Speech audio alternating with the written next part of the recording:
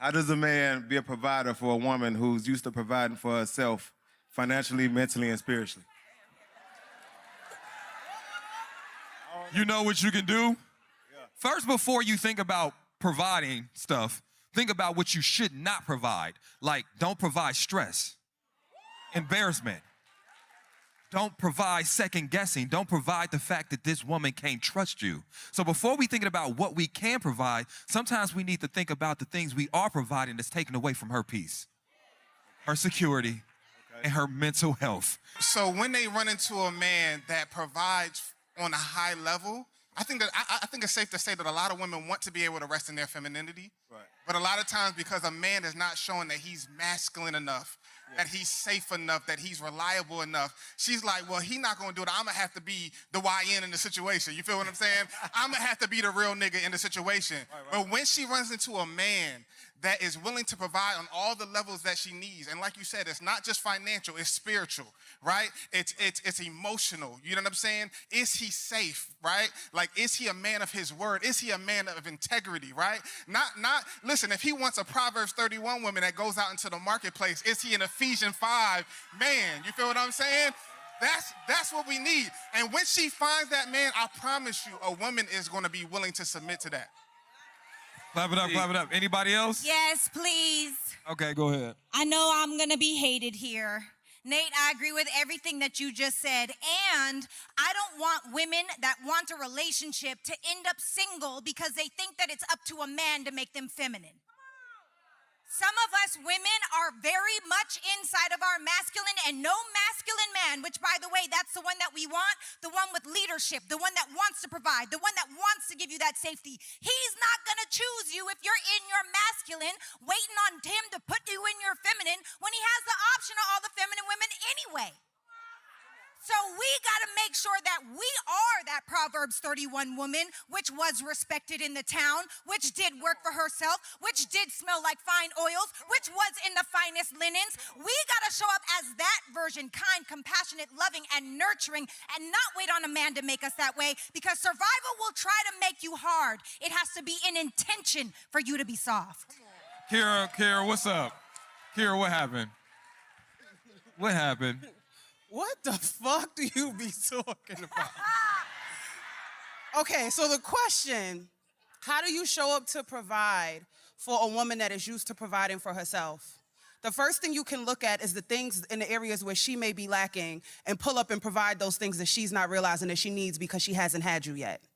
There are a lot of things that you don't realize you need until somebody is able to come and get that for you. There are a lot of things that you don't realize you're lacking in until somebody shows up and pulls that area for you, right? So as a man, as a leader, she may feel like she's this ultimate provider and she has everything on her own. That does not exist. Women need men need women. We all know this. So the first thing you can do is assess that woman and go, okay, she feels like she's independent. Let me show her where she needs me and why. About a woman who has been in this survival mode for a long time, it's not penalize her for any perceived masculinity. Because a lot of the times, this world makes us feel like if you're masculine, no one will ever want you. Every woman has masculinity in her until a real masculine man comes.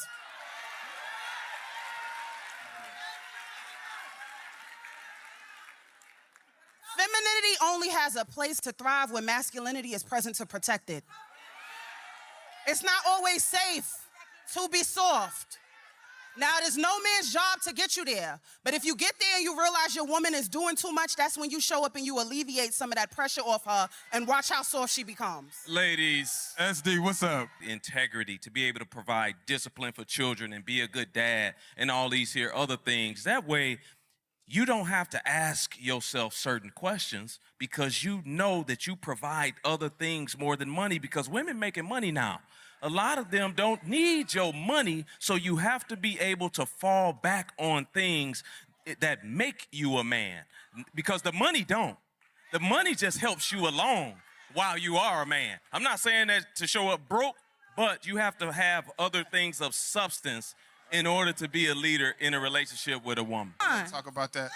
You know, it is written that a man is supposed to be the king and the priest of his household. Yes. Right? I think for a lot of people, they understand, or a lot of men, you know, they gloat in the opportunity to be a king, but I don't see enough men talking about the importance of being a priest of his household.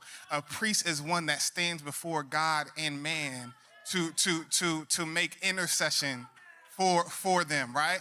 So if something is going on in your family, if the household is off, if the spiritual climate of the household is not where it's supposed to be, that man is supposed to kneel before God on behalf of his family. He's supposed to go to God for them. I just want to give space for how heavy actually leading and providing is.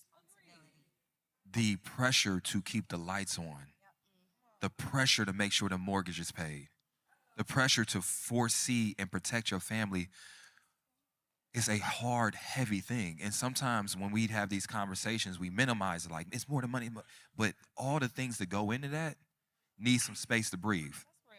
So I just don't want to gloss over it, because here's the thing. During dating, that is not glossed over. If you don't have certain things financially and physically to show a woman your fitness, she won't get to how emotionally in tune you are. So it's a lot of pressure for men to show up in those ways, because if you don't, you won't get chosen. A lot of these women in this room is going to be like, I don't give a fuck if he got a job or not. Okay. But I want to be, as we progress this conversation, hold on, give me 2 seconds. I want to be honest in this conversation, because I don't think her question was geared towards the healthy part of it. Oh, okay. And what I mean by that is... Okay, let me change my answer. What I mean by that is, yes, if I'm going to jail for whatever reason, and I got to hand you my phone to make some calls... Okay, I'm sorry. I'm speaking from my experience. But we're talking about you needing my password to feel more secure in this relationship. That's probably a red flag. Yeah. That's probably a red flag. Now, you have some context. What's the quick context? Okay, so like just the feedback on what she said about, like, okay, what if I need to get in your phone for an emergency? Why the fuck you need? And you you said. Hey, listen, hold on. Let me stop y'all, because y'all lying. In my 36 years of life, I will say this part. We are acting as if our phones is not the most private, sensitive thing we own. Facts. Like, let's call it a buck. Like, it's, so when you even saying a key to your, which is crazy, I would never do that shit. But let's pretend a key to your crib, there might be a safe somewhere hidden, and you don't want somebody to go through that, but it's still locked. Like, even if I gave you a key to my house, you don't have a key to my safe or the code to my safe, the period. But that phone has all of our secrets, all of our stuff, and it's not there yet. What's up? Hey, my phone is not more private than my vagina. Hold on. All right, so it's her Baby daddy, Okay, I got it. So her baby daddy, brother, baby mama, brother. There's enough distance. Do we agree that there's enough distance? Okay, there's enough distance. You good. You can I'm sit. good. Yeah, you good. Sit on down. I'm good. Okay. Sit on down. Okay, all right, sit on down. All right, I'm still confused. I don't even know. Hold on. What? Everybody look to your left and right. Say shh. Oh, go back to the mic. Go back to the mic. So your question was, are we good? Right. Is we good? Yeah, I think y'all good, because y'all not related for real. Exactly. Y'all don't got, like, y'all ain't got the same uncle. Exactly. Okay. Your kid's gonna be straight that you have with him. Okay. They gonna be. Yeah, we good. We gonna let it Okay. go. Thank you. You sit down. Thank you. Appreciate it. Go ahead and sit on down. Yeah, she wanted to make sure she was good. She good.